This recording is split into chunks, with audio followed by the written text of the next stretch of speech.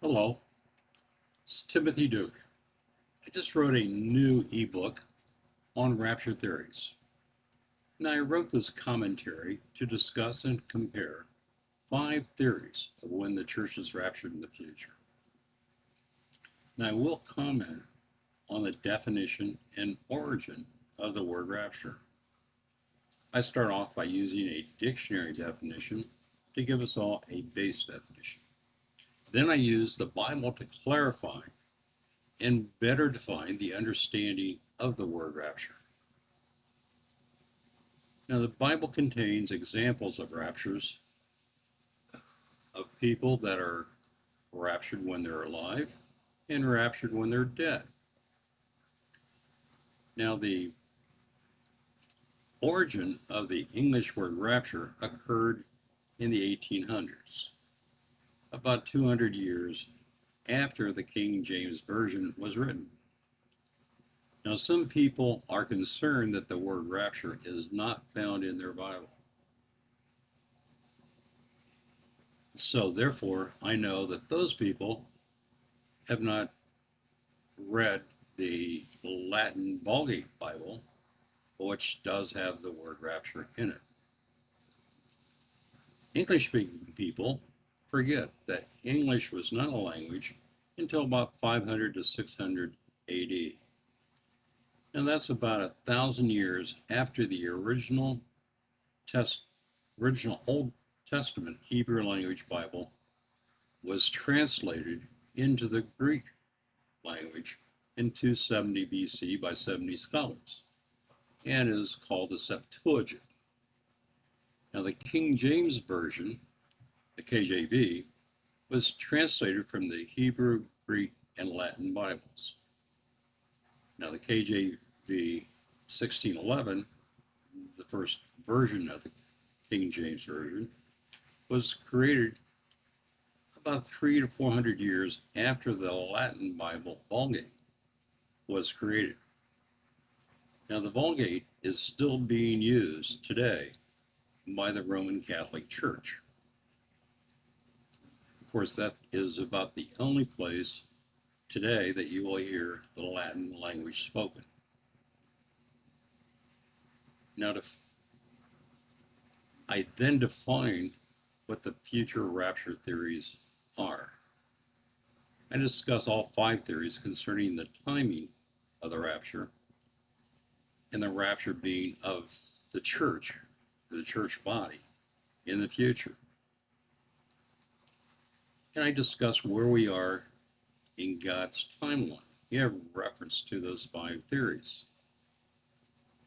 Now, those 5 theories are based on the second coming of Jesus Christ, which starts off his 1,000-year millennial reign. And each of the theories is referenced, or does reference, the 1,000-year millennial reign of Jesus. And then I also discuss the difference between allegories and the literal understanding of some passages in the Bible. Now, my commentaries are all at lulu.com. So if you want to see them, you can go to www.lulu.com and select Bookstore on that home page, which is off to the right. And you can search. You can either search for my name, Timothy Duke, to find all the Bible commentaries I have written, or you can search for Rapture Theories to find this specific ebook. Just to make it easier for you, I've included the hyperlink down below so you can go directly to this ebook on lulu.com. And the book is listed for sale at $2.99 per copy for download. If indeed that you have a class of students that would like to, or you would like to provide them with their own copies, let me know and I will arrange for that to occur. for free. Now, I always start my commentaries by reminding every reader to be a Berean. What is a Berean? Well, Luke told us in Acts 17 what a Berean does. In Acts 17, verse 11, these were more noble than those in Thessalonica, in that they received the word with all readiness of mind and searched the scriptures daily, whether those things were so. And essentially what he's saying is, listen to me with an open mind, and then check the scriptures to ascertain the validity of what I'm saying. Now, I will do a series of podcasts. With this podcast, reading the preface, which I just completed, and the introduction that's included in the book today. And then the next podcast will be the next chapter, which is titled Scope.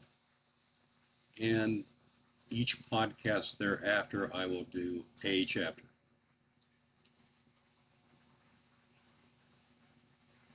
Now we start off with the first page of the book with the title Rapture Theories and the ISBN number. And then we get to the introduction. And I'll be reading from here on. Regardless of your belief about rapture, if you have given your heart to Jesus, you will be saved and redeemed by him. The scriptures that tell us what we need to do to be saved are in John 3, Acts 16, Romans 10, and I've included Revelation 3. Believing in a rapture is not included in being saved. I like this card titled Salvation that was generated by J.D. Farag, who is a pastor in Hawaii. And he calls it the ABCs of salvation. And the A standing for admit that you are a sinner. And B, believe that Jesus Christ died for your sins and was raised on the third day. And for C, to call upon the name of the Lord. Now, I like to include Revelation 3, verse 5. He that overcometh, the same shall be clothed in white raiment, and I will not blot out his name out of the book of life, but I will confess his name before my Father and before his angels. And of course, that is from Jesus dictating the book of Revelation to John. So I think overcometh is a very important characteristic of a Christian, because we know that our lives will have trials and tribulations. And I encourage you to be a Berean. Now, a Berean, listen with an open mind, and then check the scriptures for discernment of the truth. And I'll repeat, Acts 17, verse 11. These were more noble than those in Thessalonica, in that they received the word with all readiness of mind, and searched the scriptures daily, whether those things were so. You keep an open mind, and then search the Bible to find and discern the truth of what was being said. Now, all the Bible verses that are quoted in my ebook are from the King James Version, except those specified coming from another source or another version, like the Latin Vulgate, the Greek Septuagint, which is also titled XLXX, which are the Roman numerals for 70, which indicates that there were 70 scholars that did the translation of the Greek Septuagint, or the Hebrew Tanakh, or the Hebrew Rabbinic Masoretic text. And then we get to the scope. So I really appreciate you all listening to my podcast and hope that you will join in for my next podcast on the first chapter of my book called Scope. The reason why I'm writing the book this way is listening to a very great communicator of the past, Dale Carnegie. He always admonished people to communicate by telling people what you're going to tell them, and then tell them what you told them. It's a great way of being able to get understanding across. So all of you that are listening to this, God bless.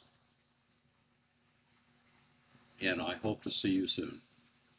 Bye-bye.